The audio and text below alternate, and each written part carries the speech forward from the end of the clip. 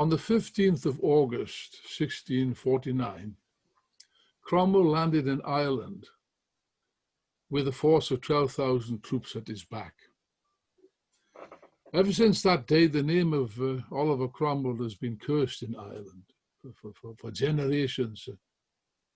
The worst curse that you could utter was the curse of Cromwell be upon you. And the reason for this hatred, I think, will become clear. Perhaps I can't deal with it in detail, but it should become clear in the course of today's discussion. Now, the first thing to understand is that the English Civil War did not end with the execution of Charles I and the crushing of the Levellers. It continued. There had already been two civil wars. Now there was a third civil war. Because Charles, of course, had an heir, Charles II, his son, who now became, of course, the pretender to the throne of England and was immediately recognized by some foreign powers. Holland was particularly belligerent. There were wars with Holland, which I haven't got time to deal with. But immediately the Scottish leaders declared for Charles II, on condition, of course, that he recognized the Covenant. And even more alarmingly, the Irish rebels declared in favor of Charles Stuart. So that there was an urgent need to settle accounts, if you like, with the Irish before there would be a war with Holland. I think that was one of the main reasons for the urgency with which Cromwell was dispatched to the other side of the Irish Sea. Now, Cromwell, of course, had different reasons for this, and it's worth examining these reasons. First of all, as we know, he was a dedicated Puritan, and therefore bitterly hostile and antagonistic towards Roman Catholicism. He had a burning hatred of Catholicism, as many of the Puritans did. And he particularly was frankly out for revenge. He made no bones about it. He said so. He wanted to take revenge on the Irish for the massacre of the English and Scottish Protestants, which had occurred a few years earlier, which caused quite a stir in England, as you will remember. He held the Irish Catholics personally responsible for this massacre, and he wanted to take revenge. He saw himself as the hand of God, if you like, in this great task. Yes, but he also had other reasons, more practical reasons for going to Ireland. You will recall, I think we said this last week, we dealt with the crushing of the Levellers. Oliver Cromwell suffocated, strangled the English Revolution as a popular revolution at Burford when he crushed the Leveller revolt. Yes, but it wasn't the end of the matter by any manner of means. I mean, he still had to face a very mutinous, rebellious soldiery, thoroughly influenced by the ideas of the Levellers, and not at all keen to go to Ireland. So he had to convince them of the necessity of this. And therefore, for him, the idea of a kind of crusade against Roman Catholicism in Ireland, that was quite a good way of diverting the troops' attentions away from their social and revolutionary aspirations.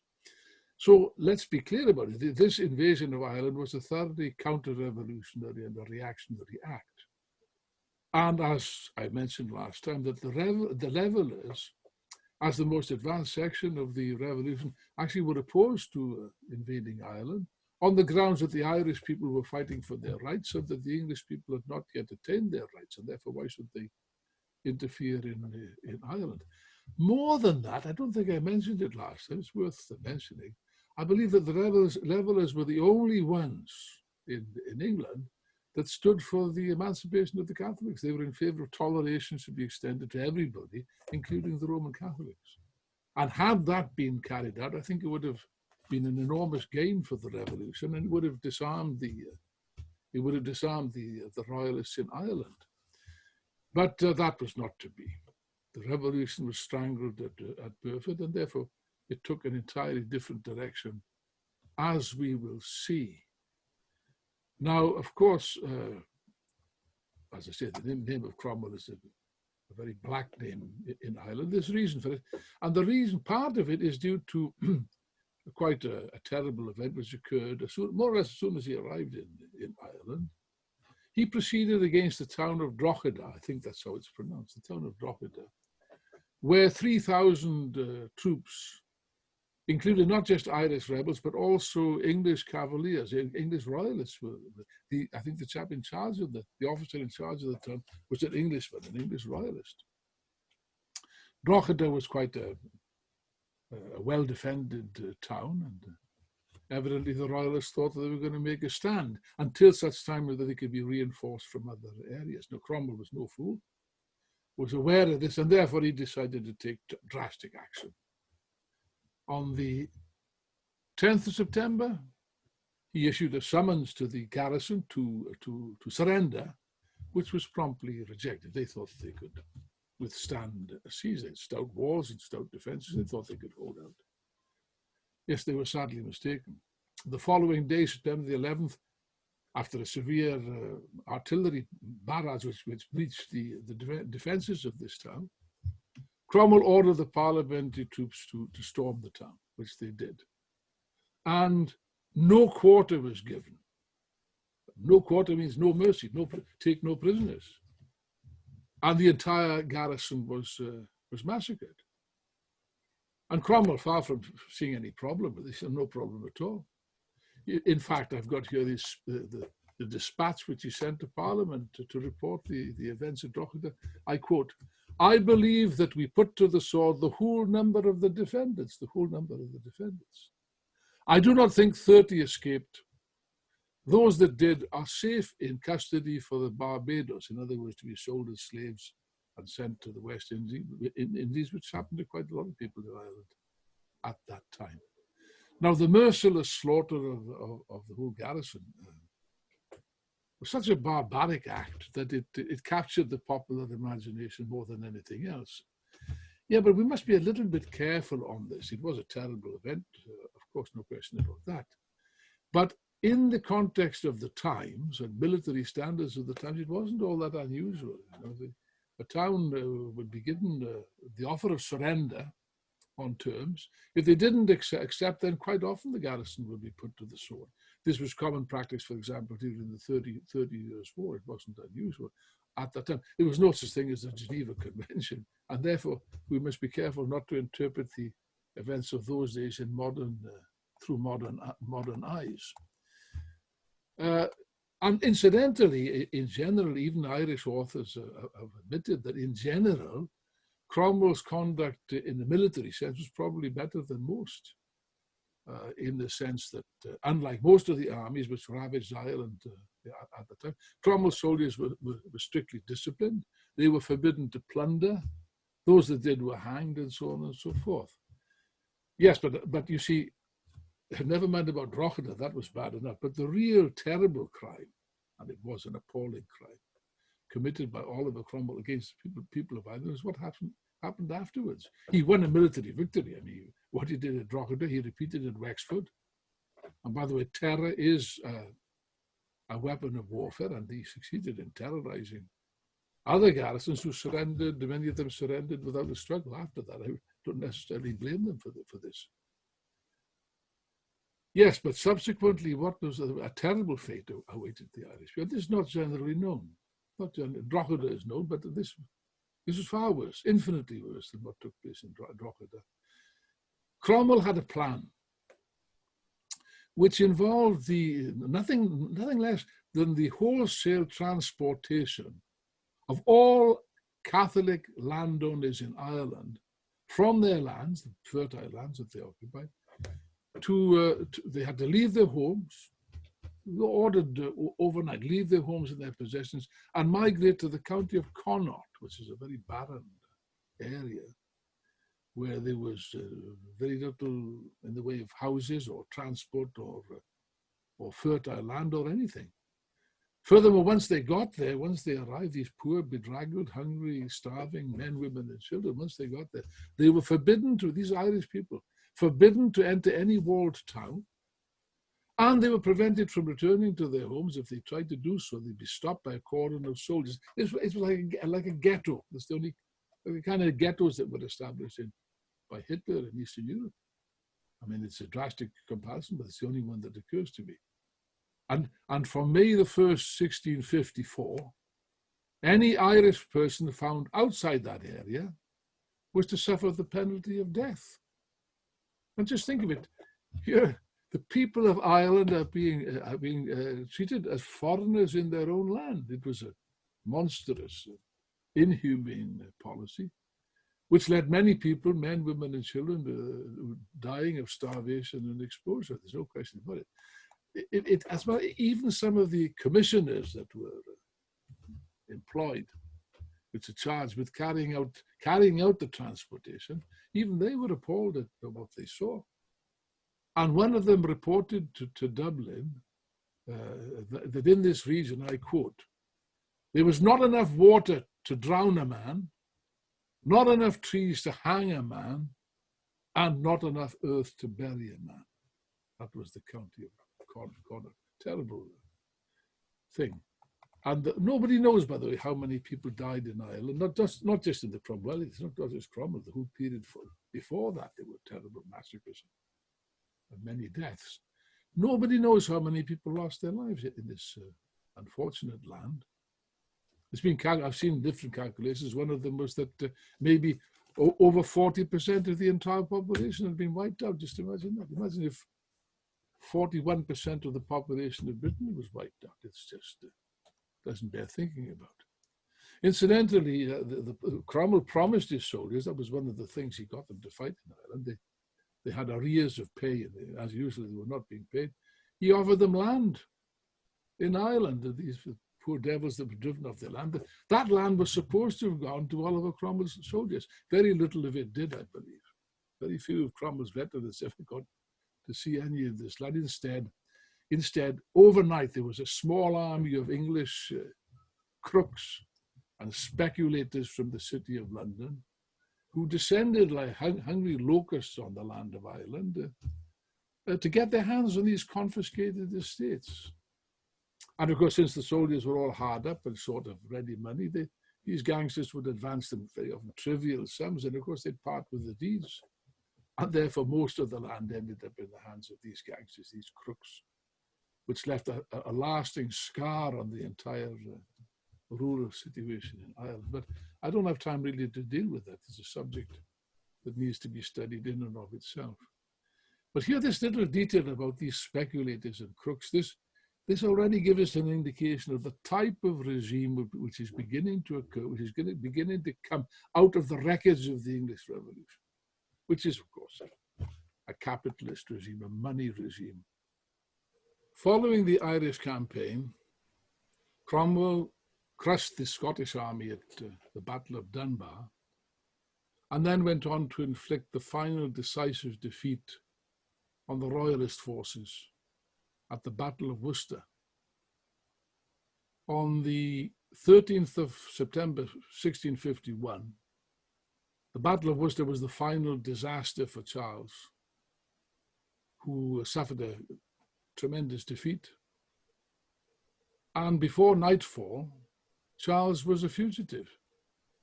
He had no army, and the story that he told himself is that he only escaped by hiding up an oak tree. By the way, that's where the word the royal oak comes from in many English pubs today, which some of you may know. Now, whether this story is true or false, I can't really say. What is certainly true is that he fled after the battle. He fled immediately to France, where he remained in comfortable but impotent exile until the death of Oliver Cromwell. But now to turn back to England, because the English Revolution is not finished. Finished as a popular revolution, yes, but finished as a political and social revolution, no, not quite. And an even bigger battle now faced Cromwell on the political plane.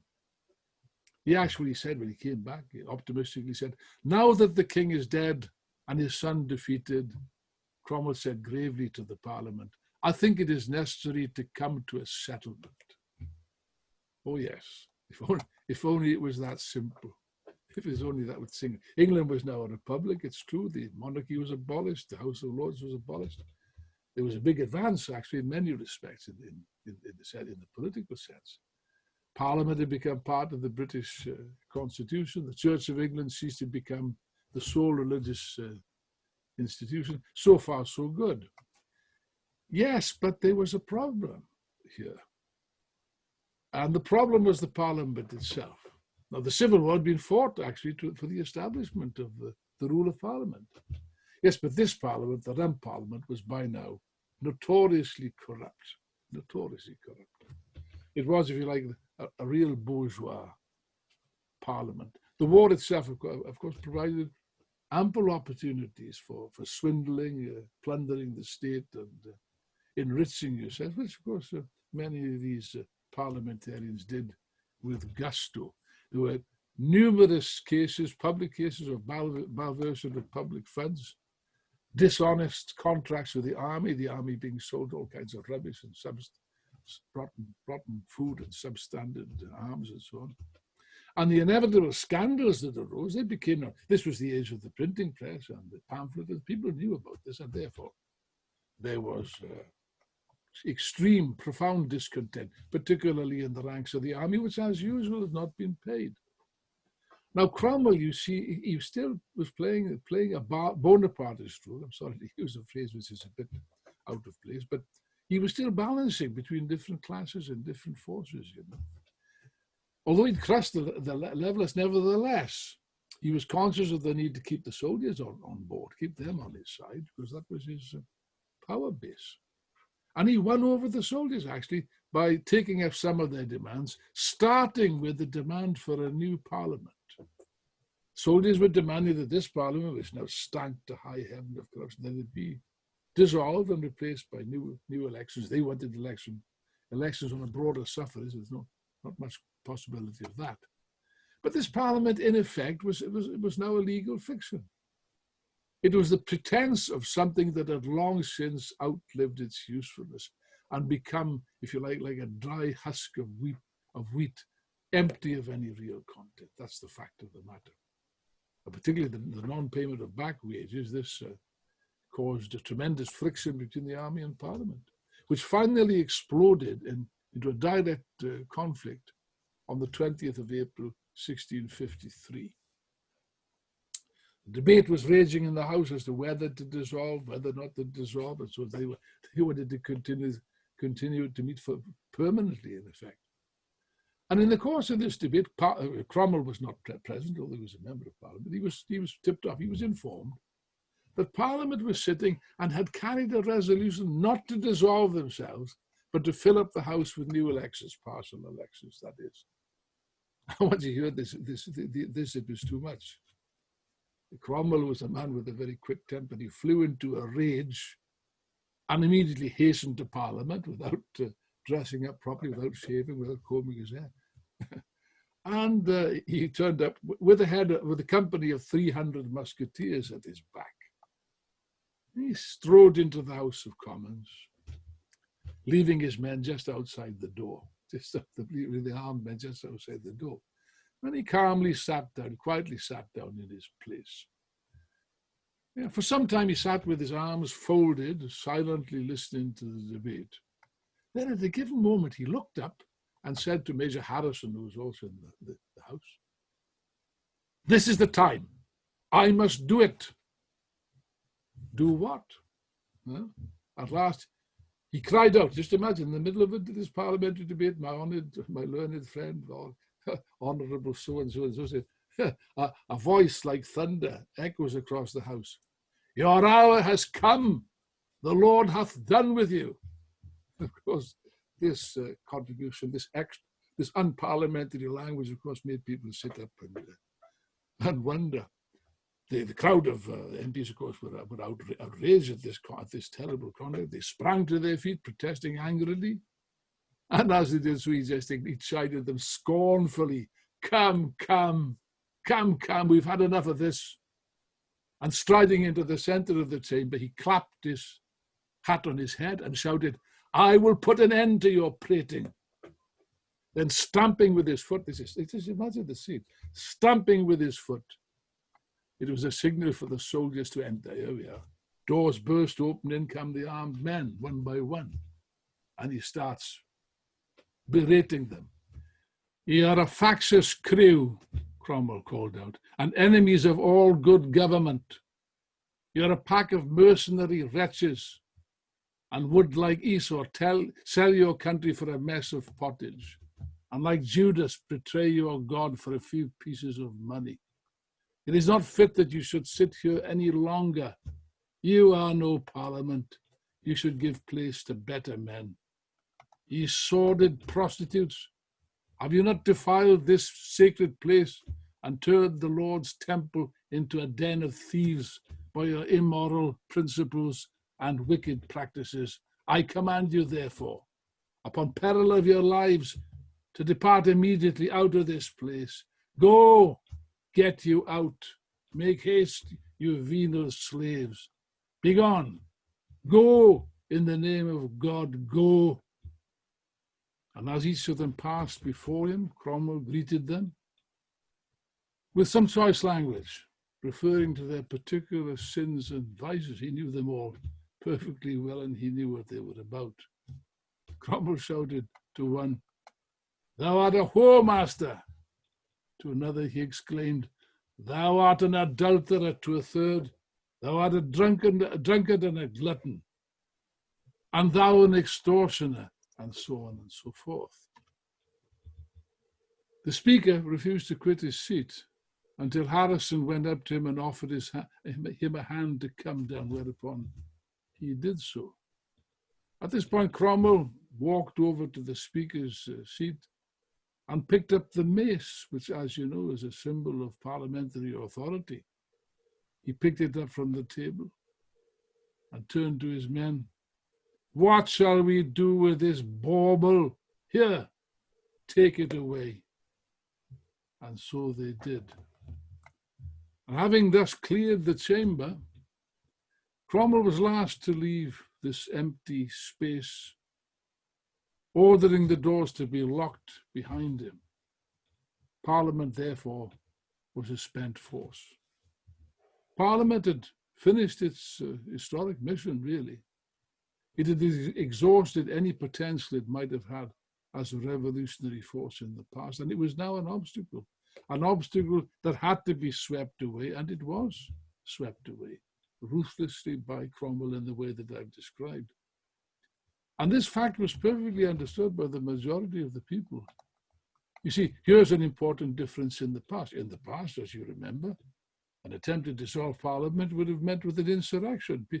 People would have rushed to its defense. And now nobody rushed to defend the Parliament, as they'd done in the past. Nobody whatsoever. Cromwell actually commented ironically afterwards, I quote his actual words, "So far as I could discern, when they were dissolved, there was not so much as the barking of a dog or any general and visible repining at it." And that's perfectly true. No, nobody mourned the passing of the Rump Parliament, any more than anybody in Russia mourned the passing of the Constituent Assembly when that was dissolved, dispersed by the Bolsheviks in 1918. The difference was with what replaced it. And here there's a fundamental difference. In Soviet Russia, the dissolution of the Constituent Assembly was a huge step forward for the revolution. That marked the passing of power from the bourgeois parliament, from the old bourgeois state, to the Soviets. Here, however, the process went into reverse. And so, in this dramatic way, Karl Marx commented on that favorably, comparing Cromwell to Napoleon. This was, really speaking, real power passed at this moment from Parliament to the army, and from the army to the one man who stood at its head. That's Oliver Cromwell. And in effect, this was really a recognition of the fact that the revolution was dead. All the old dreams of people that they were fighting for a kingdom of freedom and the kingdom of God on earth had died. It was now totally dead. And Parliament now, England now was in the hands of one man, Oliver Cromwell. And yet, the old dream still lived on somehow. as a kind of ghostly echo of the past, or a faded image in an old photograph, or an old painting. Because in July 1654, Cromwell established a new, what he called a nominated assembly, not elected, a nominated assembly, which soon earned the nickname of the Bare Bones Parliament. You might have heard of it. Why the Bare Bones Parliament? Well, one of the characters, there were some characters in this parliament, one of them was, got quite a reputation at the time. His name was, believe it or not, Praise God Barebones. There were some very unusual names among the Puritans at the time. His name was that. That's how he was baptized, on his birth certificate. Praise God Barebones. And he was a preacher, he was a radical preacher. This was a hand-picked assembly, a hand-picked body, made up of about, I think, 150 men, set up by the Army Council at Cromwell's request. Now, why should he do this? Well, it's not easy to answer that question. Perhaps he was uneasy in his own mind about the power that he now held in his hands. Maybe it was to soothe his conscience about the betrayal of the revolutionary aspirations of the people. In fact, having destroyed the revolution, in fact, he wanted somehow to recreate a fiction, a ghostly apparition of a revolutionary assembly instead of a real one. Well, but for whatever reason, he decided to establish something like a representative body to replace the rump parliament. In the end, however, it was the sham parliament and not military rule that proved to be provisional. It was a kind of harmless surrogate for a genuinely revolutionary government, but it had no real powers. Incidentally, the Bare Bones Parliament was made up of all kinds of people. There were some conservative elements, previously former MPs of the Rump Parliament. Yeah, but they were also radicals, revolutionaries even. Fifth Monarchy men. Bare Bones himself was a religious radical. And they did things which the Cromwell did not anticipate, which they weren't supposed to do. They were supposed to behave themselves. Well, they didn't behave themselves. They debated all kinds of thorny questions, particularly a question such as the abolition of tithes. That's the money that's paid to preachers in the church, which the radicals wanted to abolish. And other things, reform of the laws. The Fifth Monarchy men were insistent that the only laws that should be accepted are the laws that were in the scriptures, in the Bible, and so on. And in general, they were causing a lot of bother. There were protests and so on. So finally, in December of that year, prompted by Cromwell probably, the conservative members of the authority made a fuss, caused a crisis, accusing the radicals of destroying the clergy, the law, and above all, the property of English men and women. Now, they wanted to dissolve themselves, but there was a minority. The majority were in favor of it. The majority gave up immediately. But there was a minority led by, I think he was a Fifth Monarchy man actually, led by Major General Harrison and about 20 more who refused to go. They remained in the house in an attempt to prevent the dissolution. But these, and they carried on the proceedings. These, however, were interrupted very soon by the entry of Colonel White at the head of a party of soldiers. He asked them, what are you doing here? It's quite a comical exchange. He said, what are you doing here? To which they replied seriously, we are seeking the Lord. And he answered, ironically, then you may go elsewhere, for to my certain knowledge he's not been here these many years. I thought that was a very adequate. And with that, of course, the Bare Bones Parliament disappears into the mists of history, not with a bang, but a whimper. And here you have it. What do you have? What's left? What is left of all the titanic efforts and the revolutionary aspirations and the dreams and the programs? What is left is the dictatorship of one man. The revolution, the English Revolution, ends up in the end as the dictatorship of one man. Yes, one man whose power rests fundamentally with the army, with the sword, ruled by the sword. That's about it. And yes, you could say in many ways, you know, if you're a superficial observer might say, well, look, what was it all for? I mean, look, they got rid of one king, now they got another king. The Levels actually said that. They accused Cromwell of being a king. And to all effects, you could say that, yes, he was. he had the powers of a king, there's no question about that. And even his enthronement, if you can call that, as later on, as we'll see next time, as the Lord Protector, it was with great splendor. And so, although in general, he still led a frugal existence. Cromwell himself was a man of modest tastes, not in favor of a lot of show and spectacularity. He was actually offered to become king. His supporters wanted to accept the position of king, which he refused. Sensibly, because that would have really annoyed the people who fought in the army and the Republicans and so on. Plus, the name of the king, it smelt bad. But in fact, yes, he had the powers of the king. There's no question about that. And yet, of course, the new monarchy was not the same lavish affair that you had under the Stuarts.